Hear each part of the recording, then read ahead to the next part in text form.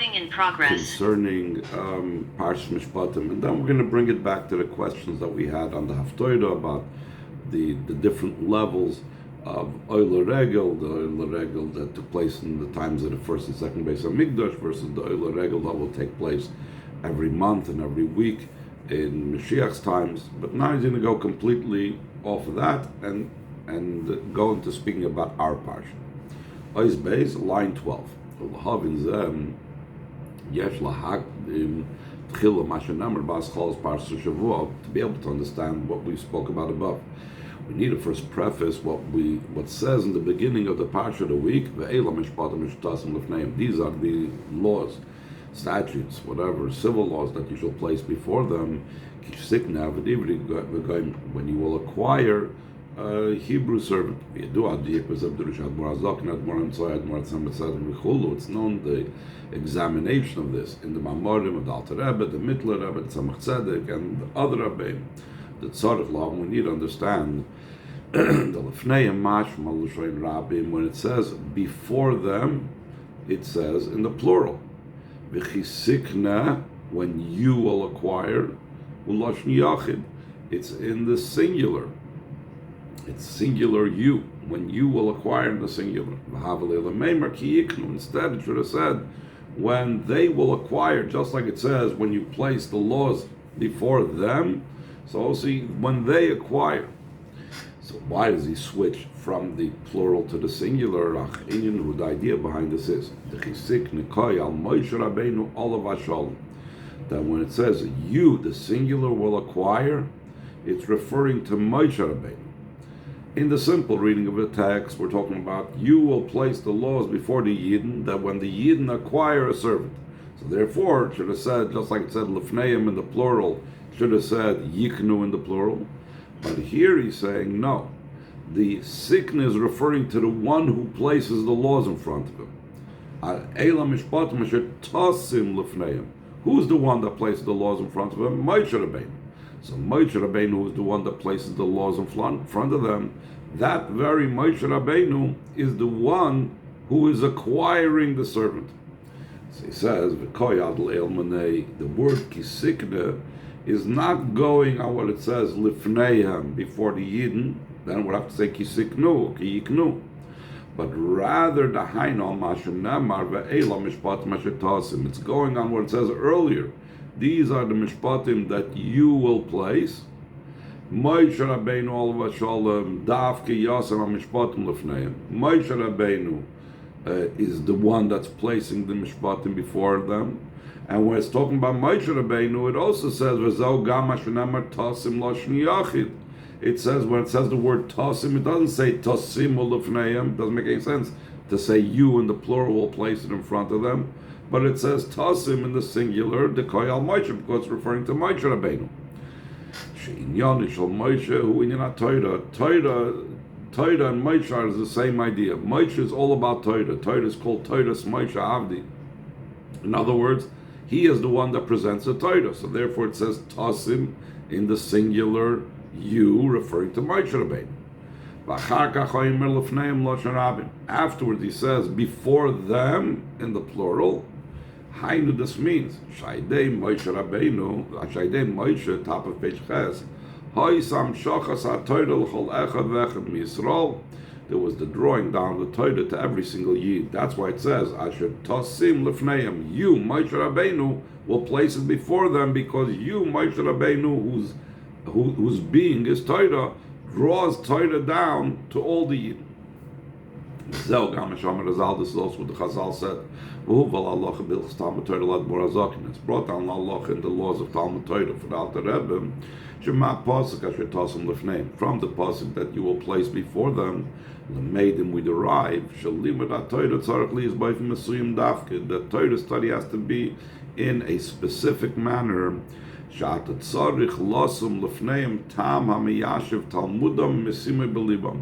That you need to place before them the Torah in such a way that it's with a reason, and you're giving them explanations that settles their learning and places it in their heart. In other words, the question is, throughout the Torah, when it talks about Moshe Rabbeinu giving over Hashem's commands, or when Hashem commands the Yidden, it says, Vaydaber Hashem, Vaydaber Moshe, Tzavos Bnei Yisrael, Emer Bnei Yisrael, all these different types of expressions. Here, all of a sudden, he says, place it before them. What's the meaning of placing before them? So Chazal say that one needs to place it in such a way that it's ready to eat, kishulchan aruch umucham lechel v'nei adam, like a set table that's ready to eat before a person, that's completely settled and it's ready for them to take in and to consume and to eat. So that is Moshe Rabbeinu's job. Moshe Rabbeinu is the one that draws the Torah down, which is his level, and he places it before the Yidden.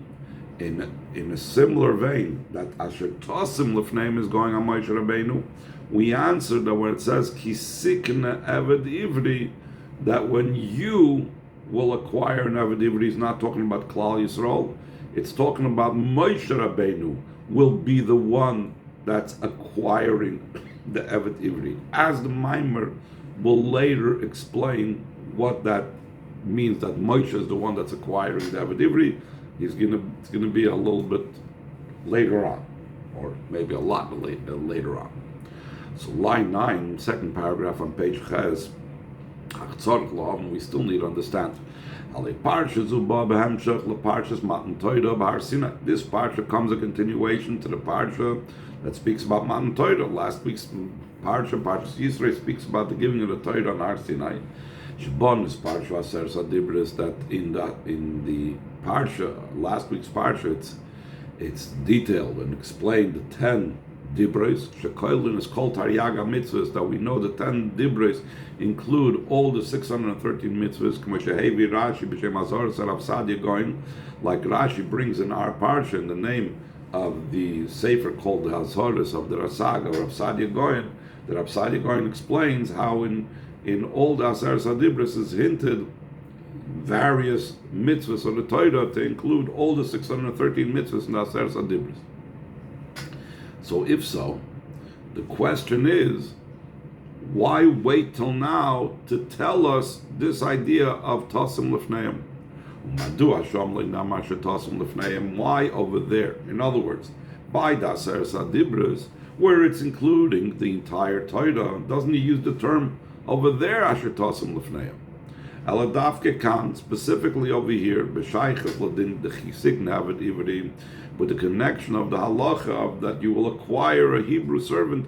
That's when it speaks about, you should make sure that the Torah is understood and settled in their mind, and they understand the reasons and so on. This seems to be a general rule. It's a rule having to do with the entire Torah. So last week's parsha, where it spoke about the Aser Sadibris, that has to do with the entire Torah, that's where he should speak this rule. That's where he should lay this down in front of you, that, the Torah has to be well understood with the reasons, like a Shulchan Aruch and so on. Magam, another additional issue to this, the halacha that you will acquire only follows after many, many halachas that preceded it. The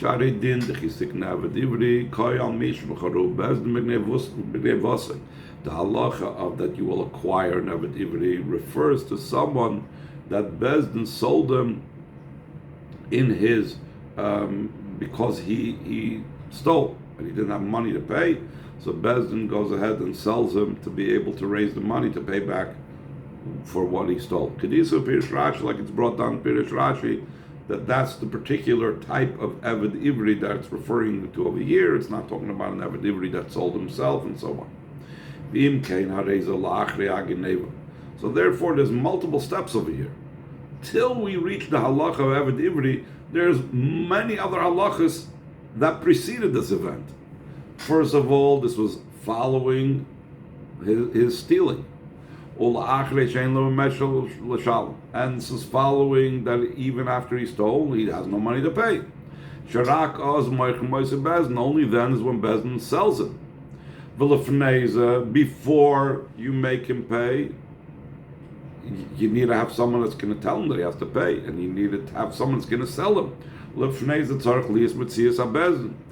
And before that, it has to be the entire existence of a bezin.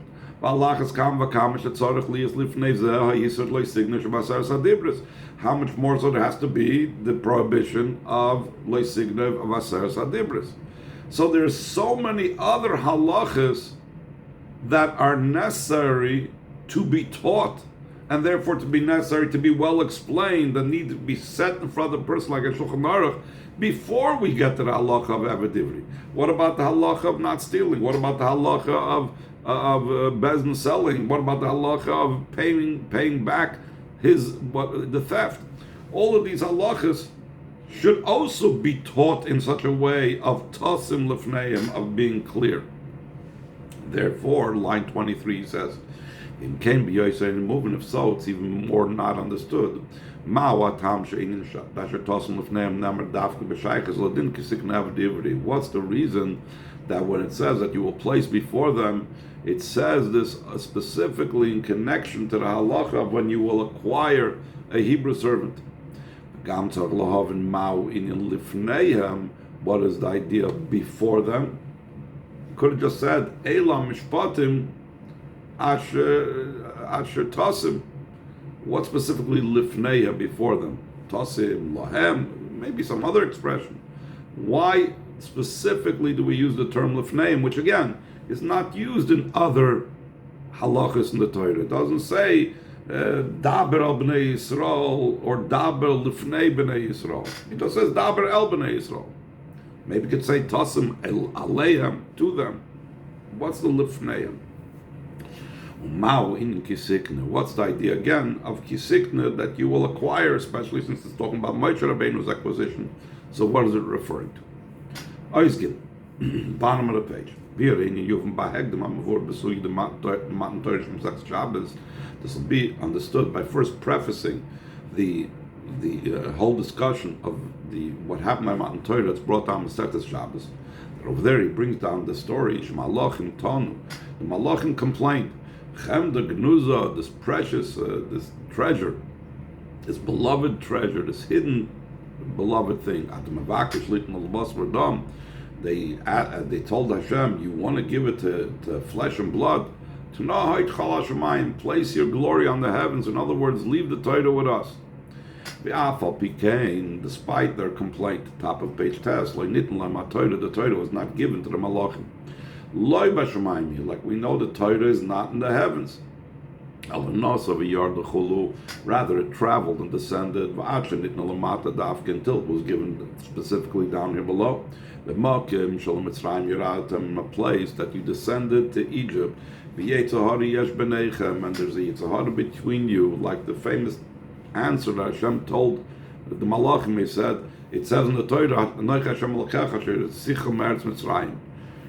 did you go to Mitzrayim? No. So the Torah is not for you.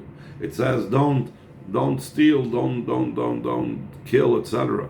All these things involve the Yitzhahara. Do you even have a Yitzhahara? So what is it? The Torah is not speaking to you.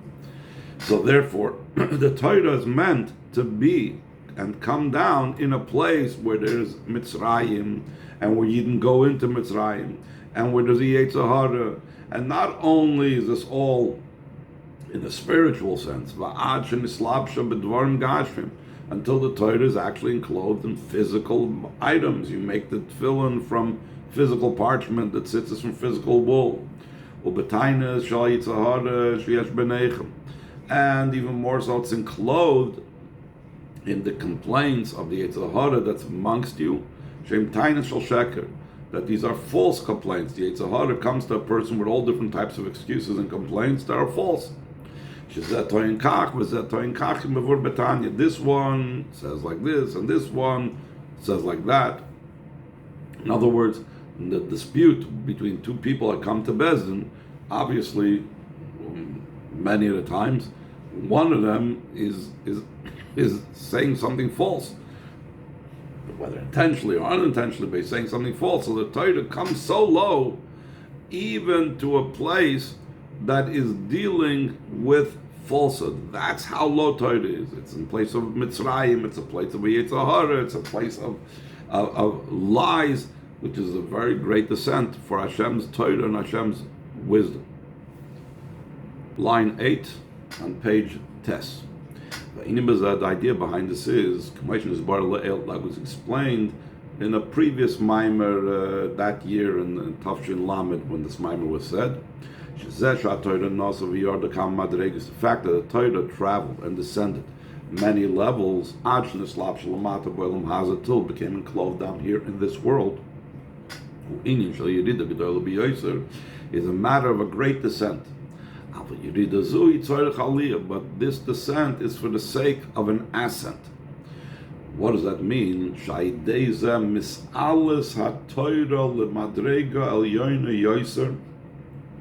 Through the Torah descending, so the Torah itself arises and ascends to a higher level, more so than the Torah the way it was before it descended. Normally, when we talk about descent and the ascent that follows the descent, we're talking about the neshama. The neshama descends down here into the body from Gan Eden and it reaches a higher level. But here we're saying about something godly be'etzim, and we're saying the Torah is descending. The Torah is coming down, like we spoke about in the previous paragraph, into the most lowest things. And just like every other case where we say that the descent is for the sake of an ascent, the Yeridah Tzorech Aliyah, the same thing with Torah, that Torah ascends through its descent down here to a place that's higher than where it was in its source prior to its ascent. Who is the one that enables this and empowers this in the Torah? This happens through the avoid of the neshamas of the Eden down here below. Through their avodah, they affect an ascent also in the Torah itself, not only in themselves, but also the Torah that they are using to be able to ascend. It ascends to a level higher than it was previous. Like it's known concerning studying Torah for the sake of Torah. In other words, not for any other purpose, not for any other ulterior motive. What does that mean in truth? Hainu l'shem ha-Torah. So the simple meaning of lishma is, like we said before, not for any ulterior motive. Not so you should be called a gadol, not should be considered a rav or rosh yeshiva. But it doesn't say lishmoi. If it was only being done for the sake of Hashem, not for my own sake, so it should have said that he's studying Torah lishmoi, for the sake of Hashem. But instead of that, it says lishma, for the Torah's sake. What does that mean? Hainu l'shem ha-Torah. It means for the sake of the Torah. I am studying Torah to be able to make an elevation in the Torah. That's what it means for its sake, for the Torah's sake. The neshamas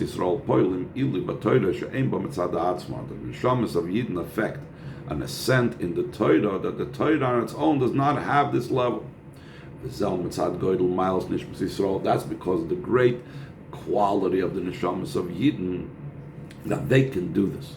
What is this great quality of Yidden? Yidden's level is even higher than the Torah. That the Yidden preceded everything, even the Torah. Like it says, it says that they sat with the king in his work, they sat over there. What does that mean?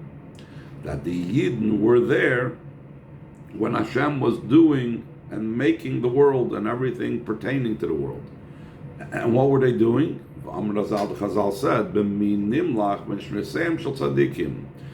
who did Hashem consult when it came to create the world? He consulted the neshamas of Yidden. That was their presence during the malacha of the creation.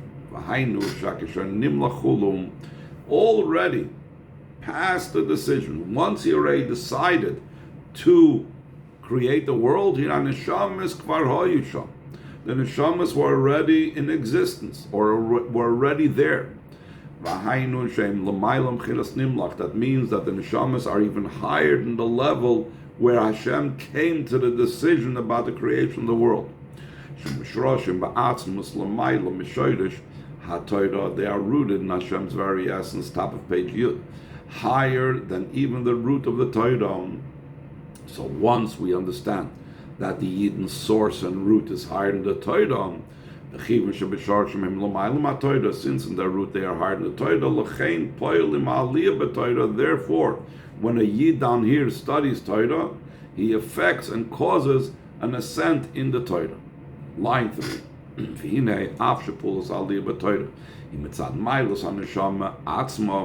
Though the effect of making an ascent in the Torah is because of the neshama's own quality, that we said because it has its very high source in Hashem's essence, Kol Makom still in all Ariz Das, Dafkai down Neshama Shalamatish and Nekroim Avodim. This happens specifically through the neshamas down here below that are called servants.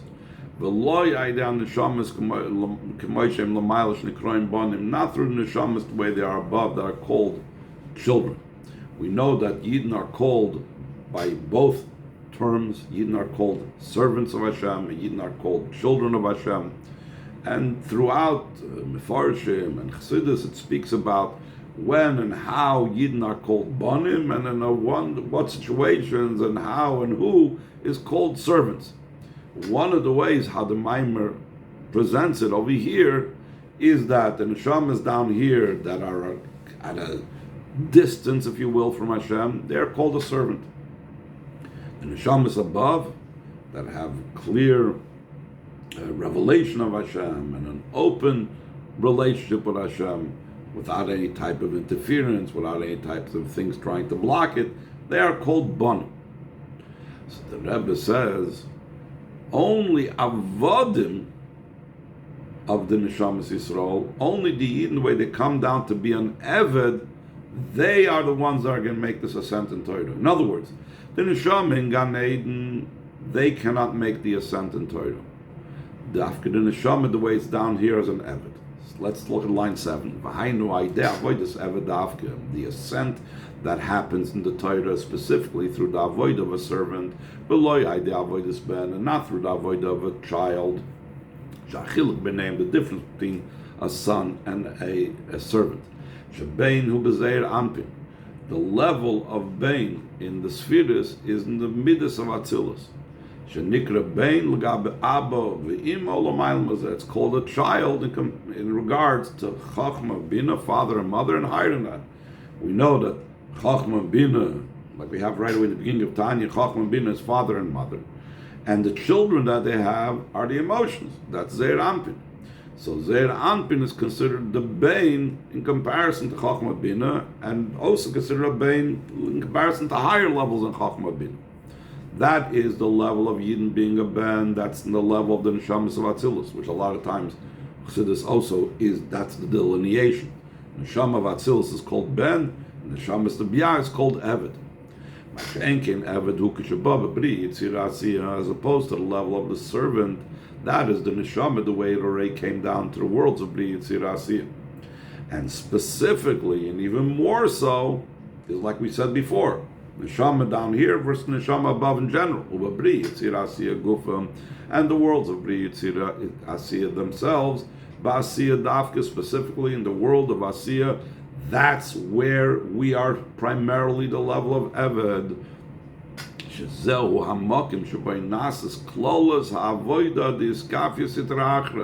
Specifically in our world, in the world of action, the physical world, that's where you have the avodah of sublimating and subjugating sitra achra. That's like the avodah of a servant.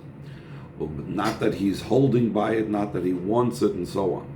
And how does he do the sublimation in such a manner that from this we reach to the level where we transform the klippim, and then then the glory of the Eibishter departs. That explained the Mamorim of the Frierdiker Rebbe of Yud Shvat.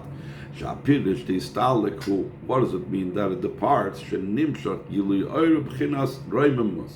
That it comes down a type of revelation of light that's in an exalted and elevated manner. Not that it's not coming down, but it's an ascending type of light. It's an exalted and uplifted and transcended type of light.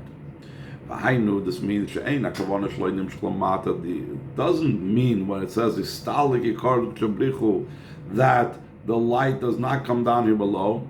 Ela shenimshach lamata. Rather, it comes down below. V'nishar b'roimimus, and it remains in its exalted state. V'adrab, and just the opposite. Not that it's, even though it's down here, despite being down here, it's an exalted state, but even more so, since it's in a essential state of exaltedness and transcendence, etc.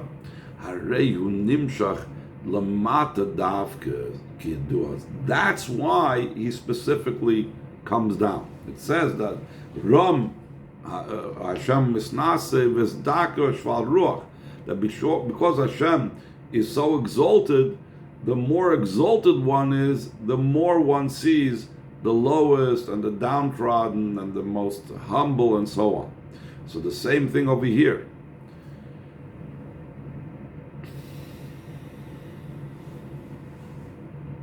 That the fact that Hashem is so exalted and so high and so beyond everything is the reason why it comes down here so low. Ois Dalet, line 23. According you froze at line 19. Okay.